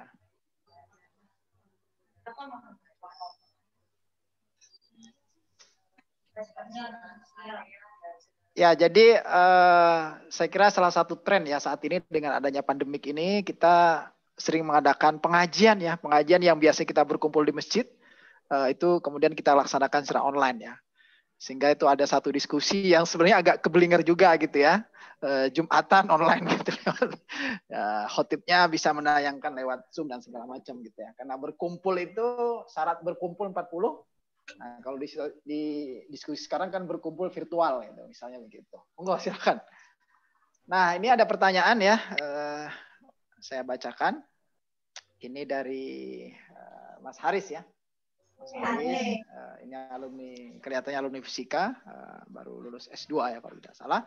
Izin bertanya, ini saya sampaikan, saya bacakan. Kalau kita belajar sains, kita berusaha mempelajari sebuah konsep yang general ya untuk menjelaskan berbagai fenomena di alam. Ya. Oke, Nah, kalau kita mengamati bahasa Al-Quran juga menjelaskan ya sesuatu dengan alasan yang general sehingga memberikan banyak ruang ya, untuk memberikan tafsir ya. Sebentar, memberikan tafsir ya, memberikan banyak penafsiran. Nah, pertanyaannya, bolehkah ya kita menafsirkan Al-Quran sendiri dan meyakini sepenuhnya dengan apa yang kita tafsirkan? Itu pertama. Dan bagaimana kita menyikapi banyak perbedaan dalam penafsiran ya. Nah, itu kira-kira. Oh, gimana? Iya, saya melihat banyak buku tafsir itu penulisnya itu ahli sejarah, ya, ahli bahasa. Tidak ada yang tulisan ahli iptek. Jadi dalam melihatnya itu tidak khas iptek. Jadi kalau saya meyakini ya kita bisa memahaminya sendiri. Kayak tadi yang saya lakukan, ya, perkara itu nanti berdosa atau tidak, yaitu sebuah usaha. Bahwa saya melihat mayal itu min qaulin illa ladaihi raqibun atid, itu yang implementasikan justru Cina, justru Amerika, justru Eropa, justru Israel. Kita selalu melihat dari aspek superstisius, bahwa ini ada malaikat yang mencatat. Itu tidak pernah menerjemahkannya sebagai membuat sensor-sensor yang banyak sekali, sehingga apa yang dilakukan oleh orang itu bisa tercatat. Coba itu kalau kita lihat, mungkin kalau ada yang nonton film Minority Report, itu kan ada precog. Jadi you are under arrest for a crime you committed in the future. Itu karena datanya menunjukkan bahwa nanti dia akan melakukan kejahatan entah kapan gitu ya. Jadi bisa mencegah dia. Dan ini kawan-kawan di sini di MIPA itu sangat hebat sekali di matematikanya, di pemodelan. Saya kira itu lebih cocok untuk kita untuk peranan di situ, modeling ini. Ya kemarin bagus sekali ya Pak Dedi itu juga sempat masuk TV untuk model berakhir Mei. Nggak apa-apa, all models are wrong, some are useful, itu kata Fox ya. Jadi itu nggak apa-apa, keliru. Itu men-trigger pemikiran untuk kita sudah tanya Pak Dedi, apakah sudah diperhitungkan model epidemiologinya, tidak hanya melihat dari datanya, kemudian fitting secara matematik. Jadi nanti banyak hal yang kalau saya lihat itu orang tidak, padahal tadi akal, tafakur, kemudian ulama itu banyak sekali. Quran itu tidak pernah mengatakan jangan berpikir, jangan menggunakan akal. Tafsirkan aja. Banyak hal yang sebetulnya kita bisa tadi namanya apa? Wahum laha sabiqun, tadinya tidak hanya fastabiqul khairat, tapi wahum laha sabiqun. Kita harus berada di depan, ya, harus ada di depan. Tidak ngomong ini kitabnya yang paling benar, kitab yang paling benar kok kita ada di belakang, itu sebuah anomali, sebuah paradok ya. Kitab ini kitab yang kita akui sebagai benar, paling benar. Yang lain kitabnya orang lain itu keliru. Tapi kenapa kita tidak bisa ada di depan? Karena kita tidak melihat ayat-ayat Quran itu. Jadi tapi saya tidak mengatakan tafsir itu motivasi, inspirasi yang bisa kita lakukan, dan itu benar atau salah itu ayat berapa yang mengatakan bahwa wa yaumal qiyamati yahkumu Allahu bainahum, ya. Jadi ikhtilaf itu nanti kita nggak pernah tahu ujung ikhtilaf itu yang benar siapa, nggak ada. Jadi nanti wa yaumal qiyamati yahkumullahu bainahum atau ayat kayak gitu. Jadi Allah nanti akan menunjukkan yang benar yang mana. Saat ini kita semua aproksimasi. Ya, begitu saya kira. Makasih Prof. Jadi memang sepertinya tantangannya adalah bisa tidak kita menyajikan kitab tafsir dari sudut pandang sains gitu ya. Mungkin itu tantangannya. Ya, saya kira ini tidak terlepas dari ciri khas Al-Qur'an ya, yang bisa kita lakukan pendekatan makna hakiki, makna majasi, ada istilah tekstual, ada istilah kontekstual gitu ya. Oke, nah ini sudah ada penanya berikutnya ya, akan saya bacakan di sini. Cuma sebelum saya bacakan, ini sampaikan alhamdulillah ini sudah ada jemaah yang konfirmasi bahwa sudah melakukan transfer via BSM. Alhamdulillah, monggo Bapak Ibu yang bisa mengikuti ya, bisa melakukan donasi saat ini. Ya, ini dari Ahmad Raditya ya. Jadi saya ingin bertanya, apakah kajian teknologi berdasarkan ilmu fikih Islam kontemporer itu sudah banyak dilakukan? Ya, seperti kajian fikih tentang nuklir, rekayasa genetika, AI, rekayasa cuaca, dan seterusnya ya. Monggo Prof. Ya, saya kira fikih ini kan tidak statis ya, dia dinamis, selalu memenuhi kebutuhan manusia. Monggo Prof. Saya kira yang saya pernah baca itu fikih energi atau fikih nuklir ya, itu yang Pak Rahmawan Budiarto dengan kawan-kawan dari Laksna NU gitu ya. Nah, tapi saya kira masih awal ya, kita sisi konten IPEK-nya mungkin perlu diperbanyak. Dan namanya fikih itu kan ya pemahaman, jadi pemahamannya penulisnya.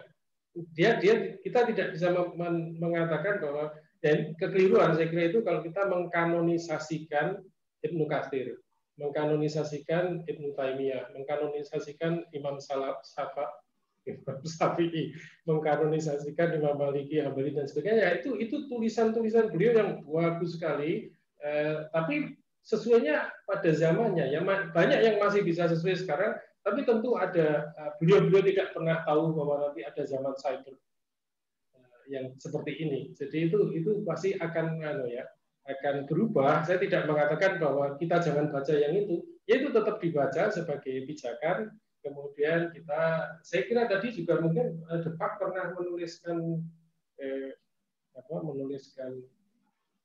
buku tentang tafsir dengan IPTEK. Lalu suatu ketika saya pernah mengisi pengajian pagi di tempatnya Profesor Profesor dari sastra itu Samsul Hadi, Profesor Samsul Hadi, pagi-pagi ada pengajian lembut pagi. Saya mengatakan bahwa ibunya Nabi Musa itu kok berani sekali anaknya dipakai perahu kecil begitu.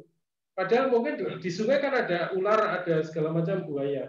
Lalu beliau mengatakan, saya sudah pernah ke Sungai Nil, dan Sungai Nil itu berada di dalam kontrol dari Fir'aun. Artinya itu sungai yang sudah dijinakkan. Jadi tidak ada ular, tidak ada buaya, tidak ada binatang buas. Jadi ibu Nabi Musa itu ya berani naruh itu di situ, karena dia yakin sekali bahwa itu tidak akan, dia hanya akan ketemu manusia. Jadi langsung masuk ke istananya.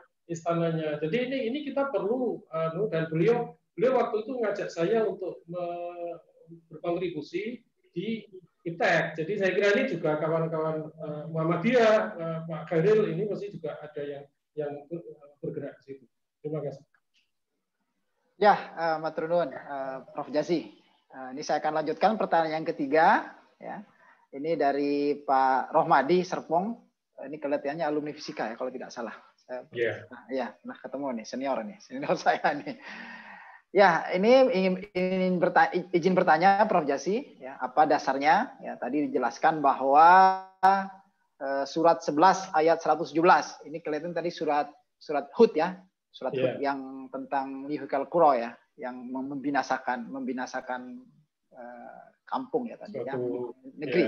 Ya, itu di ayat tersebut dijadikan sebagai dasar tentang security, safety dan safeguard. Mungkin mohon dijelaskan ulang gitu. Ya, Pak Rohmadi, sebetulnya itu saya kemarin berusaha menjelaskan Bapeten dan menjelaskan permintaan panitia. Jadi itu saya tempelkan di situ. Kebetulan ada kecocokan.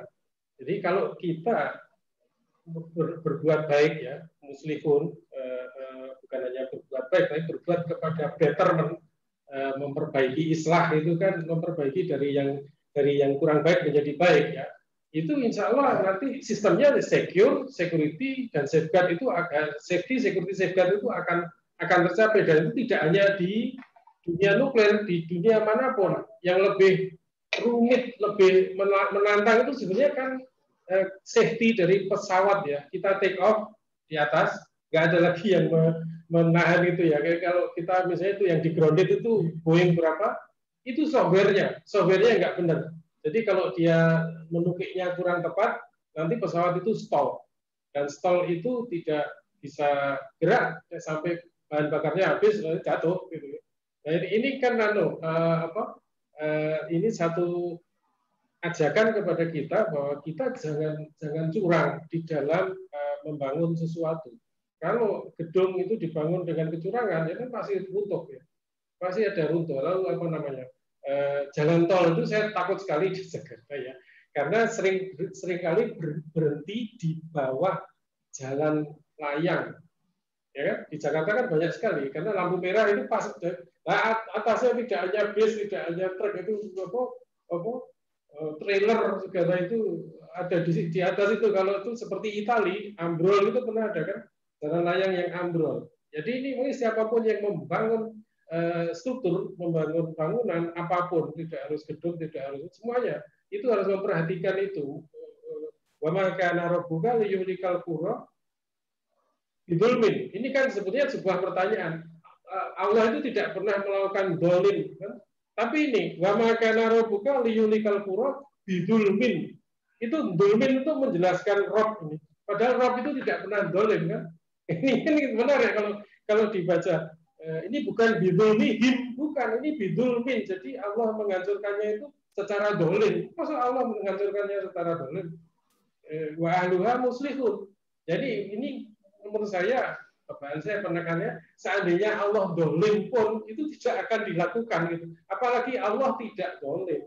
Nggak mungkin Allah itu dolim. Yang dolim itu kita. Kita yang bisa dolim, Allah tidak bisa. Tapi ini dikatakan bahwa karena bukan yuhlikal qura bidzulmin. Ini kapan Allah melakukan kedoliman? Ini kalau saya memahami, andaikan Allah dolim pun, kalau kita itu muslihun, tidak akan dihancurkan. Saya kira itu ya tentu saja tadi belum tentu benar kan itu. Ini kuliah di kampus itu memang apalagi S3 kan enaknya nggak harus benar. Silakan Pak Edi. Makasih Prof. Ya, ini sudah ada penanya atau ini request ya sebenarnya. Cuma sebelum itu mengingatkan kembali Bapak Ibu untuk sambil menengok ini ya kolom chat yang ada di sebelah kanan. Informasi donasi bisa dilakukan. Ya, ada link di situ. Monggo bisa dilakukan. Dan ini ada request ini sebenarnya Prof Jasi. Jadi Al-Qur'an yang disusun ya oleh apa istilahnya? Mungkin ditafsirkan ya atau dijelaskan ya oleh ilmuwan ya, ilmuwan yang berlatar belakang saintis ya. Kalau punya listnya, nah ini mohon disampaikan gitu. Ya, saya tadi ingat memang kalau Kemenak itu mengumpulkan sekian banyak ahli, satunya yang saya ingat termasuk Pak Thomas Jamaluddin itu kepala lapan ya, itu untuk bersama-sama menyusun tafsir yang saintifik ya. Saya belum baca itu, setahu saya baru itu. Lainnya tafsir klasik itu kan tidak geared toward advancement of science and technology. Jadi lebih condong kepada ritual yang dulu itu saya tidak tahu sejarahnya seperti apa. Tapi sekarang kita butuhkan itu. Kita butuhkan di tahun ini karena kita nggak siap. Negara uangnya juga nggak siap. Idealnya kan lockdown. Terus yang lockdown itu dikasih makan sama negara. Ini nggak mungkin, negara nggak punya uang sebanyak itu. Kita semua tidak siap. Ini dengan bencana ini memang tidak siap karena di Quran juga ada ayat berapa itu la ta'tikum illa baghtah. Itu tidak hanya kiamat, tapi sebuah bencana yang datang tiba-tiba. Tanpa ada sinyal, tanpa ada early warning, tanpa ada data-data yang akan menunjukkan itu tiba-tiba ada sehingga semua ilmuwan juga tidak siap. Jadi saya tanya Prof Amin itu juga kita perlu waktu berapa Prof Amin Subandri berapa lama gitu ya ilmuwan Indonesia itu juga mengembangkan vaksin tetapi agak lama bukan karena kita lebih bodoh karena pendekatan yang dipakai sedikit berbeda jadi mengharuskan ini lebih lama ujinya ya dan mungkin nanti harus disuntik beberapa kali sama saya kira begitu. Jadi saya kira itu yang bisa saya jawab itu kita perlu mungkin perlu menyusun kayak gitu yang menurut cara pandang saintis itu sebetulnya apa yang kita lakukan. Dan kalau saya katakan saya pernah di satu ceramah saya katakan kenapa Ratu Saba kalah sama Sulaiman karena Ratu Saba itu syirik. Padahal wa utina min kulli syai' itu untuk Nabi Sulaiman dan Nabi Daud Wa utiyat min kulli syai'. Dua-duanya resources-nya sama. Sama-sama kaya, sama-sama punya resource, sama-sama punya ahli di berbagai bidang, tapi Ratu Saba itu masuk istananya Sulaiman harus cincin, dikira itu kolam, padahal itu gelas, apa namanya itu, kaca. Ya, ini kan kalah jauh, itu kalah set. Dia tidak membayangkan bahwa kaca, lantai itu bisa kaca. Ini menarik kalau kita lihat di situ. Jadi intinya siapa ya? Tapi persoalannya adalah, nah, kalau umat Islam kok kalah itu, apakah kita masih melakukan kesirikan? Pertanyaan enak. Ya, Pak Edi. Ya, terima kasih Prof. Nah, ini ada pertanyaan berikutnya dari Ibu atau dari Mbak Purwa Tiningsih ya. Jadi ini terkait dengan Asmaul Husna. Dari Ibu Prof itu. Ya, kimia 82. Dosen IPB, kimia. Ya, ini terkait dengan Asmaul Husna, Al-Qabid yang maha menyempitkan, dan kemudian Al-Muzil ya yang maha menghinakan, dan lainnya. Nah, bagaimana kaitannya dengan COVID? Ya, kalau saya memahami Allah itu tidak acak, Allah main dadu. Itu ada buku kan itu, God doesn't play dice. Oh, tidak main dadu, jadi keluar satu, oh itu yang dikasih rezeki satu, keluarnya 6 yang kasih rezeki. Enggak, Allah itu punya prinsip dan punya law, punya aturan. Jadi orang yang mau dikasih disempitkan atau mau dihinakan, mau diluaskan itu orang-orang yang memenuhi persyaratan. Tidak asal. Kalau asal berarti Allah itu tidak adil. Allah sudah memberikan di Quran ini, memberikan rule-nya. Ini rule of the game. Kalau kamu ikut ini, kamu dapat ini. Kalau kamu mengikuti jalan yang itu, kamu dapat itu. Ini kan sudah ada. Ini rule of the game-nya ada di sini. Dan Allah tidak akan Allah tidak akan khalafa ba'dah, ya, tidak akan yukhlifa wa'dahu. Allah tidak akan mengingkari janjinya. Allah tidak akan mengingkari janjinya. Jadi ini sudah jelas. Kalau saya memahami pertanyaannya Bu Pur ini, Purwa Tiningsih ini, itu ke arahnya di situ. Allah itu tidak acak. Jadi orang yang memang kemudian mungkin ada ujian, orang yang rajin ibadah kok miskin, nggak kerja. Dia nggak kerja. Cuma ibadah tok gitu. Jadi kalau orang-orang mau rajin ibadah itu kerja nanti ditunjukkan. Jadi saya memahami Nabi Nuh itu ya, Isnail Fulka bi ayunina wa wahina. Ini bangunlah kapal dengan inspirasi dariku dan dengan pengawasan dariku. Bi ayunina itu pengawasan, wahina di inspirasi. Jadi bayangkan kita membuat PhD tesis, pembimbingnya Allah, gitu kan? Pasti hebat tesisnya kan? Oh, yang bimbing Allah, pembimbingnya Allah. Itu biayunina wawahina. Jadi saya mungkin tidak persis seperti yang diminta, tapi ya itu pasti kalau kita apa yang menimpa kita itu kesalahan kita sendiri, ada ya kayak gitu ya. Apa yang menimpa kita itu kesalahan kita sendiri. Allah tidak akan Allah tidak akan mendolimi makhluknya, mendolimi siapapun tidak. Jadi itu Pak Edi. Matur nuwun. Monggo Bapak Ibu kalau ada pertanyaan lagi bisa ditulis di chat, kolom chat, atau bisa langsung disampaikan juga boleh. Setidaknya biar ada suara begitu. Monggo silakan. Kita akan akhiri 5 menit ke depan ya.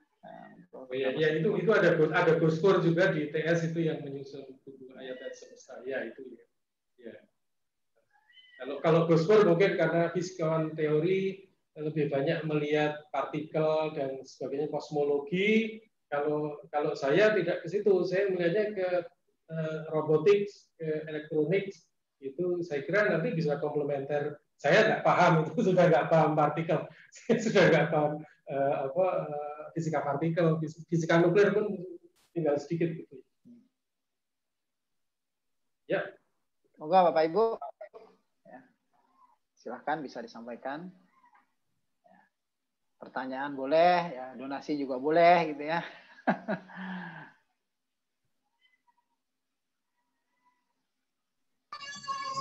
Barangkali juga ada saran dari Bapak semua. Jadi ini adalah kegiatan yang pertama ya. Siapa tahu mungkin ada usulan-usulan apa begitu. Assalamualaikum. Waalaikumsalam warahmatullahi wabarakatuh. Ya, saya tidak bertanya tapi boleh ya ini sedikit mau ini memberikan komentar gitu. Ya, monggo Pak. Ya, terima kasih. Saya kira ini sudah beberapa. Assalamualaikum warahmatullahi wabarakatuh. Waalaikumsalam. Terima kasih atas kesempatan yang diberikan. Nama saya Nur Ali Widyanahar. Saya Elin 93, jadi udah lebih dari 20 tahun nih belum ketemu lagi dengan guru-guru saya. Ini ada Profesor Jazi, Khairil, Profesor Khairil. Makasih. Oh ya, sorry. Assalamualaikum Mas Ali. Ya, waalaikumsalam. Ini ada teman saya Mas Haji. Nah, ini terima kasih nih, saya sangat rezeki yang luar biasa saya pagi hari ini jadi bisa dapat link untuk mengikuti pengajian. Ini harapan saya ke depannya ada pengajian rutin ini. Terus ada gitu. Terus yang kedua terima kasih ke teman-teman yang udah ngasih link. Terus insya Allah pembangunan masjidnya moga-moga lancar. Nanti ikut iuran sedikit-sedikit. Amin. Karena saya Terima kasih. Profesor Khairil itu kalau nggak salah 2 tahun lalu saya masih belum ada ya itu ya yang gambar di market itu ya. Belum. Oh iya. Jadi sempat mampir ke kampus. Memang nggak ada siapa-siapa. Tidak di waktu yang tepat juga jadi akhirnya belum bisa bersilaturahmi ke Bapak Ibu pengajar sekalian. Terima kasih banyak. Salam kangen dari saya. Terima kasih. Terima kasih. Assalamualaikum warahmatullahi wabarakatuh. Boleh saya tambahkan? Saya ingin bertanya. Ya, silakan. Terima kasih. Assalamualaikum warahmatullahi wabarakatuh. Waalaikumsalam. Saya sangat setuju tadi dengan masukan dari Bapak penanya sebelumnya ya terkait itu. Jadi mungkin bisa dirutinkan pengajiannya ya mungkin apakah sebulan sekali dan kami mohon diberikan info linknya dan lain sebagainya seperti itu dan insya Allah sih sudah dicatat semuanya terkait untuk itu dan kemudian ini sebetulnya lokasi masjidnya di sebelah mana ya karena saya sudah lama tidak terakhir tuh waktu nguji bareng Prof Khairil Anwar nih belum kelihatan di sebelah mana masjidnya kalau bisa infonya. Petanya perlu disampaikan.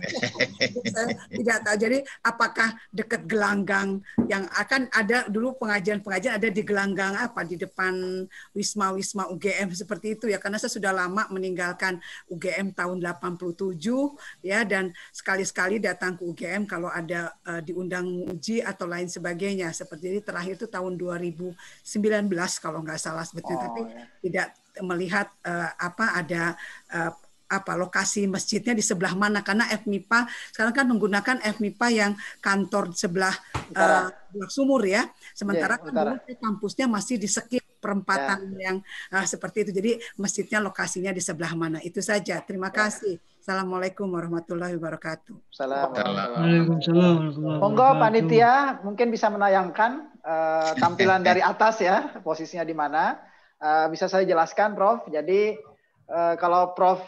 Pur masih ingat KPTU ya, KPTU ruang kantor ya, ruang tata usaha, ruang dekan FMIPA itu kan ada bangunan 2 lantai yang mirip dengan geografi, mirip dengan biologi itu. Nah itu pas ada di sisi selatannya gedung itu. Jadi ada pas di selatannya, dan situlah lokasi masjid kita. Jadi ini kalau tertayang di background ya, di background saya Pak Jasi kemudian Prof Khairil itu tampilannya akan persis seperti itu. Jadi ada bangunan 2 lantai yang alhamdulillah ini kelihatannya memang sangat megah nanti. Monggo panitia bisa dibantu untuk share tampilan. Jadi lokasinya memang yang dekat yang kampus FMIPA baru ya. MIPA Utara ya. Yang utara aja Prof, benar. Sebelah barat gedung pusat UGM.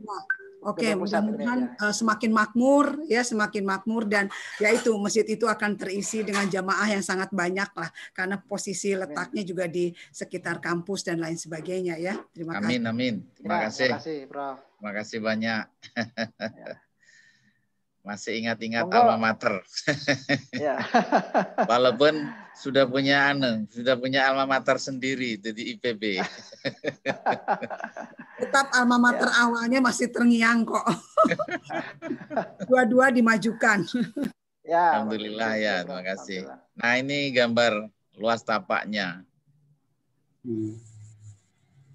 Oke, mungkin bisa di slide show ya. Monggo panitia mungkin bisa menjelaskan lah singkat gitu, monggo. Bisa disampaikan singkat sebelum kita akhiri 3 menit ke depan.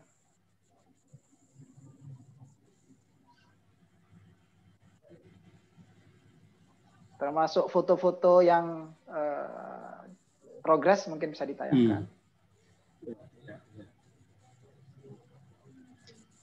Assalamualaikum warahmatullahi wabarakatuh. Assalamualaikum warahmatullahi wabarakatuh. Jadi ini saya menayangkan rencana pembangunan masjid kita. Ini adalah pandangan dari atas, posisi kampus MIPA Utara. Jadi ini posisi masjid yang lama kita, berada di tengah-tengah persis itu. Ini rencana tapak lokasi. Ini masih menggunakan potret masjid yang lama tadi dengan kondisi yang sudah tidak layak. Selanjutnya ini desain baru. Jadi masjid existing itu yang berwarna kuning ini. Kemudian desain masjid yang baru tapak lokasinya yang berada di sebelah luar. Jadi dia agak lebih memanjang ke arah barat. Jadi luas lantai dasarnya total 421 meter persegi itu. Ini view dari posisi masjid lama kita. Jadi pada saat kita Jumatan, posisi jamaah itu sudah meluber sampai lapangan, dekat lapangan sini dan kanan kiri masjid. Untuk sholat zuhur juga kita lakukan berapa shift itu. Kemudian ini tampak dari timur gitu. Selanjutnya ini tampak dari timur laut ya, dari timur laut, posisi masjid lama. Nah ini kondisi sebelum kita robohkan. Nah ini batas-batas pengukurannya itu. Nah ini juga pelebaran ke arah barat tapak lokasi. Ini kondisi existing yang sudah kita bongkar. Sehingga posisinya ada di sini di M5 itu yang dulu musola. Jadi memang alhamdulillah secara resmi pembangunan masjid ini sudah dapat izin dari pihak universitas dari sesuai dengan tata ruang yang ada dan tidak menyalahi prosedur sehingga izin bisa dikeluarkan. Dan itu yang memang memakan waktu yang relatif lama, hampir 1 tahun lebih kita berkutik untuk menyelesaikan masalah perizinan ini, perencanaan dan perizinan. Sehingga ini gambaran set plan dari atas. Jadi demikian yang bisa saya sampaikan. Jadi posisi masjid. Kalau ada gambar ini view untuk masjid yang baru dari beberapa titik mungkin bisa disampaikan. Ini non sewa. Itu. Yang ini nggih. Ya. Yang ini. Ya, itu. Nanti akan seperti itu. Impian kita. Impian masjid kita terwujud insya Allah. Amin. Amin. Ya. Kalau kita lihat ditunggu Bu Ati. Ya insya Allah pokoknya. Amin. Ini kalau tampilan 3D view, kalau kita lihat dari sisi tenggara. Jadi tempat ini adalah posisi timur, ini posisi selatannya. Dan yang ada di sebelah selatan ini adalah gedung-gedung kuliah yang ada. Jadi insya Allah masjid kita ini menjadi titik temu ya. Aktivitas-aktivitas yang di kampus itu. Baik dari perkuliahan, dari kantor, dari teman-teman kimia, dari teman-teman matematika, atau dari teman-teman fisika, atau bahkan dari teman-teman pascarsarjana. Posisi ini relatif ideal karena memang berada di tengah-tengah dan harapan kita ya berdampak lah secara secara fisik dan secara mental buat kita semua seluruh sivitas akademika yang ada di MIPA. Ini view lebih dekat lagi dari sisi tenggara. Nah, ini kalau kita lihat dari sisi barat laut. Jadi dari sisi barat laut, Jadi di belakang masjid pun masih terbuka taman-tamannya, karena memang suasana hijau itu kita pertahankan sehingga luberan jamaah yang bisa jadi masjid yang sudah besar ini pun ada potensi jamaahnya membludak. Saat Jumatan pun bisa tertampung di kanan kiri masjid dan suasana hijau itu tetap kita pertahankan. Ini sudut dari sisi ya barat laut ya, dari sisi barat laut, dari sisi depan KPTO. Nah, demikian yang bisa kami sampaikan. Terima kasih. Ya, terima kasih Pak Haji. Ya, waktu saya kira kita sudah sampai di penghujung waktu, Bapak Ibu. Terima kasih banyak ya atas partisipasi Bapak Ibu yang hampir 2 jam ini, dan terutama kepada Prof. Jasi yang mau berbagi. Insyaallah kita akan laksanakan secara rutin, mungkin sebulan sekali ya.